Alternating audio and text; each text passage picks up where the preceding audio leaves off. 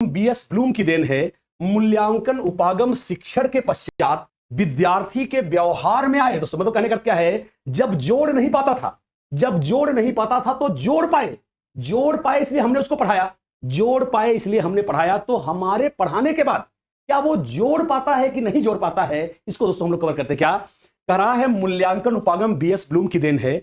मूल्यांकन उपागम शिक्षण के पश्चात विद्यार्थी के व्यवहारगत परिवर्तनों का मूल्यांकन किया जाता है।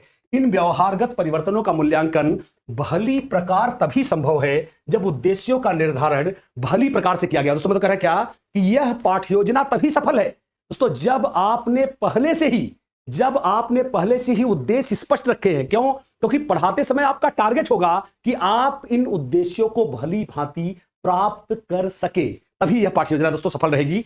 पाठ्य योजना के उद्देश्य जितने स्पष्ट होंगे उतना ही स्पष्ट उनका दोस्तों क्या होगा, मूल्यांकन होगा। इस उपागम का दोस्तों देखिएगा क्या, ये तीन दोस्तों इसके क्या हैं, इसके तीन एंगल्स हैं और तीनों पर इसका काम क्या करा है। उपागम का विशेष प्रभाव पाठ्य योजना के उद्देश्यों तथा मूल्यांकन पर ही पड़ा है। उद्देश्य का स्पष्ट निर्धारण एवं विभाजन तथा उनके आधार पर मूल्यांकन इस उपागम द्वारा निर्मित पाठ्य योजना की विशेषता है। इसके दोस्तों तीन एंगल है।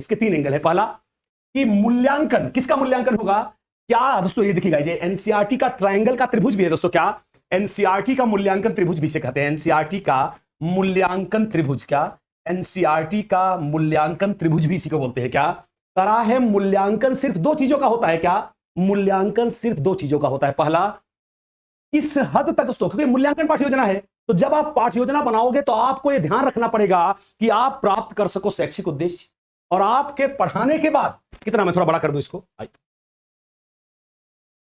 मेरे ख्याल से अब आप समझ गए हैं। इस वक्त मैं इधर कर रहा हूं, इस करा क्या पर दोस्तों, जब आप ऐसा कोई पाठ पढ़ा रहे हो तो आपको ध्यान रखना है क्या कि आप मूल्यांकन पाठ्य योजना में किसका करोगे, क्या प्राप्त हुए, क्या चैप्टर पढ़ाने के बाद आप प्राप्त कर पाए शैक्षिक उद्देश्य, और आपके पढ़ाने के बाद कितना बदला उसका अधिगम अनुभव। मतलब वो जहां पे था दोस्तों, मैं आपसे कार चलाना सीख रहा हूं, 5,000 रुपए देकर कार चलाना सीखना शुरू किया, अब मैं 6 महीने बाद भी नहीं चला पा रहा हूं, जब आपसे सीखना नहीं शुरू किया था तो भी नहीं चला पा रहा हूं। दोस्तों एक कोशिश होनी चाहिए कि आपसे सीखने के बाद कम से कम मुझको कार चलाना तो आ जाए। यस दोस्तों, ये कहने का सेंस है। इसको आगे चलेंगे इस पॉइंट पर।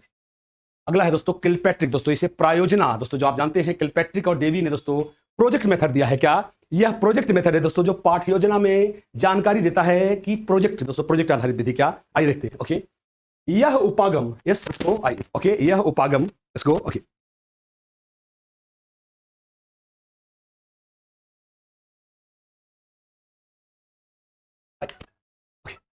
रहा है यह दोस्तों ध्यान रखिएगा, ये किलपैट्रिक और जॉन डेवी की योजना है। यह उपागम अधिगम अनुभवों के आधार पर ज्ञान देने का पक्षधर है। जॉन डीबी और किलपैट्रिक का मानना है कि विद्यार्थी अपने जीवन की समस्याओं को दोस्तों रियल लाइफ में जान ले। दोस्तों व्हाट इज प्रोजेक्ट, क्या आप जानते हैं किलपैट्रिक का दोस्तों आपको बता दें, जॉन डेवी असली जनक है किसके, प्रोजेक्ट मेथड के। और दोस्तों जॉन डेवी का एक पेपर जैसा मैं आपको बता चुका हूं, जॉन डेवी के शिष्य थे किलपैट्रिक, जॉन डेवी की डेथ हो जाती है और उसके बाद प्रायोजना विधि किलपैट्रिक के नाम से जानी जाती है। पर दोस्तों कई पेपरों में कई जगहों पे क्वेश्चन ऐसे आए हैं जहां किलपैट्रिक के बजाय जॉन डेवी को ही प्रोजेक्ट मेथड माना है। क्या कह रहा है कि यह उपागम अधिगम अनुभवों के आधार पर ज्ञान देने का पक्षधर है। ड्यूवी और किलपैट्रिक का मानना है कि विद्यार्थी अपने जीवन की समस्याओं को सुलझाते हुए अनेक प्रकार के अनुभव प्राप्त करते हैं। इस प्रकार जीवन से संबंध रखने वाली योजनाओं के माध्यम से हमें छात्रों को ज्ञान देना चाहिए। इनके अनुसार अधिगम का आधार प्रायोजना है। किलपैट्रिक ने प्रायोजना विधि के 7 चरण सुझाए हैं। दोस्तों क्या इसके 7 चरण बताए गए हैं।